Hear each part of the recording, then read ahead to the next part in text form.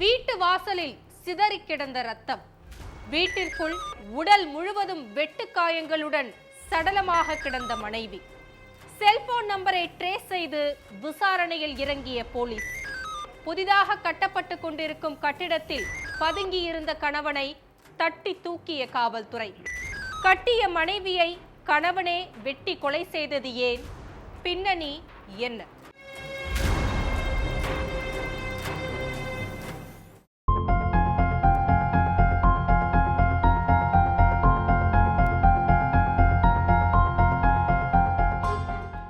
அதிகால நேரம் மீர்பேட் பகுதி ரோட்ல மக்கள் நடந்து போய்கிட்டு இருந்தாங்க. அப்போ வசந்தாங்கிற பெண்ணுடைய வீட்டு வாசல்ல ஒரே ரத்தமா கிடந்திருக்கு.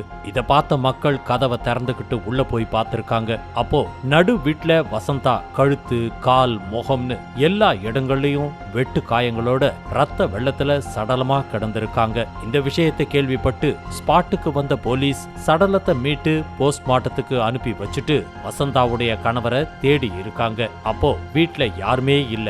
இதனால அந்த சுற்று வட்டார ஏரியா பூரா தேடி பார்த்திருக்காங்க போலீஸ். ஆனா எங்க தேடியும் அவரை காணல. அதுக்கடுத்து கணவர் நரசிம்மாவோட செல்போன் நம்பரை வாங்கின போலீஸ் சிக்னல் எங்க பதிவாகி இருக்குன்னு செக் பண்ணாங்க. அப்போ சிக்னல் பக்கத்து ஏரியாவில் காட்டியிருக்கு.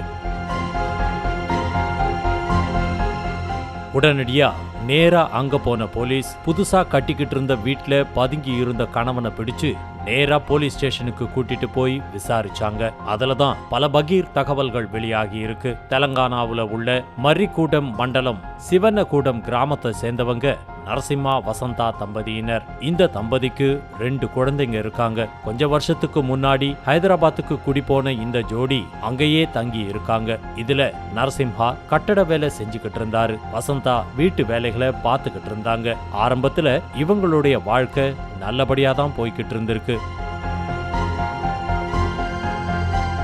இதுக்கிடையில டெய்லி வேலைக்கு போற வசந்தா வீட்டுக்கு லேட்டா வருவாங்கன்னு சொல்லப்படுது. இதனால கோபமான கணவன் எதுக்கு டெய்லி நைட்டு இவ்ளோ லேட்டா வர்றேன்னு கேட்டிருக்காரு. அதுக்கு மனைவி ரொம்ப வேலை கொடுக்கறாங்க, அதனால லேட் ஆகுதுன்னு சொல்லியிருக்காங்க. இதை நம்பின கணவன் கொஞ்ச நாட்கள் அமைதியா இருந்திருக்காரு. 2-3 நாட்களுக்கு முன்னாடி ஏதோ வேலை விஷயமா வெளியில போன கணவன் மனைவிக்கு போன் பண்ணியிருக்காரு. அப்போ போன் பிஸின்னு வந்திருக்கு. இதனால கோபப்பட்ட கணவன் எதுக்கு உன்னுடைய போன் பிஸின்னு வருது, யார்கிட்ட பேசிக்கிட்டு இருந்தேன்னு கேட்டிருக்காரு. அதுக்கு மனைவி நான் வேலை விஷயமா தான் பேசிக்கிட்டு இருந்தேன்னு சொல்ல மனைவிய சரமாரியா தாக்குன கணவன் நீ வேற யார் கூடவோ தொடர்புல இருக்க, அதான் டெய்லி என்கிட்ட பொய் சொல்லிக்கிட்டு இருக்கேன்னு சொல்லி சண்டை போட்டிருக்காரு. இதனால கணவன் மனைவிக்கு நடுவுல பிரச்சனை ஏற்பட்டிருக்கு. அப்போ சத்தத்தை கேட்டு ஓடி வந்த பக்கத்து வீட்டுக்காரங்க 2 பேரையும் சமாதானப்படுத்தி இருக்காங்க.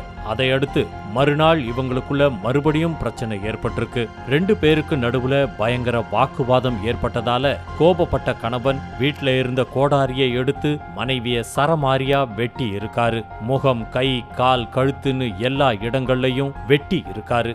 இதுல நில குலைஞ்சு போன மனைவி சம்பவ இடத்திலேயே ரத்த வெள்ளத்துல சுருண்டு விழுந்து உயிரிழந்துட்டாங்க.